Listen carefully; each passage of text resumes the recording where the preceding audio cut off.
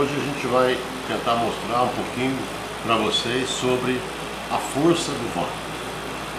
Nós temos aqui uma bomba de vácuo da DVP, tipo RC8D, de 9,5 metros cúbicos por hora e uma pressão que vai até 1 vezes 10 a menos 2 milibar. Um tubo polifluor ligado a um reservatório de policarbonato. Aqui nós temos um medidor de vácuo da DVP e temos aqui uma válvula reguladora de fluxo. Nós vamos pegar essa garrafa, que é uma garrafa de água vazia. Vamos entortá-la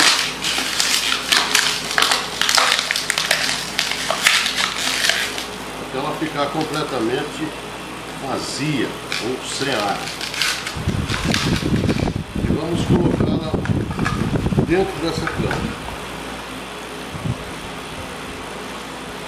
E vamos abrir a bomba de vácuo. Quando nós abrimos a bomba de vácuo, a pressão dentro dessa câmara vai ser bem menor do que na pressão atmosférica. Então a tendência é essa garrafa voltar às condições originais como estava antes de a gente amassar. E nós vamos acompanhar aqui o nível de vácuo. Vou abrir a bomba. Essa válvula está aberta.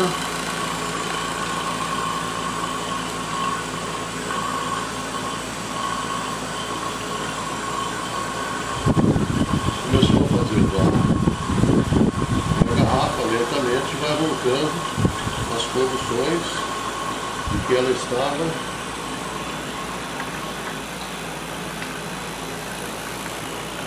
antes de amassar.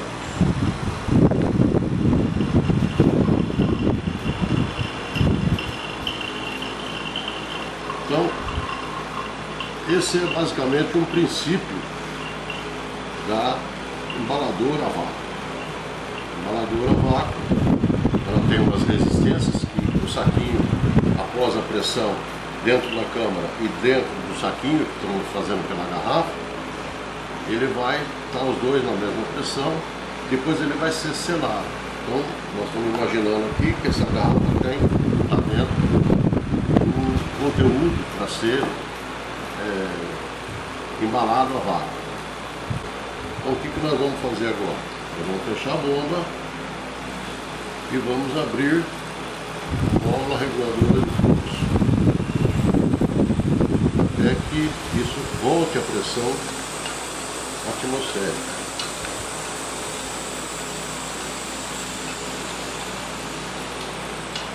E a garrafa vai voltar outra vez aquele mesmo ponto que estava no início, sem ar.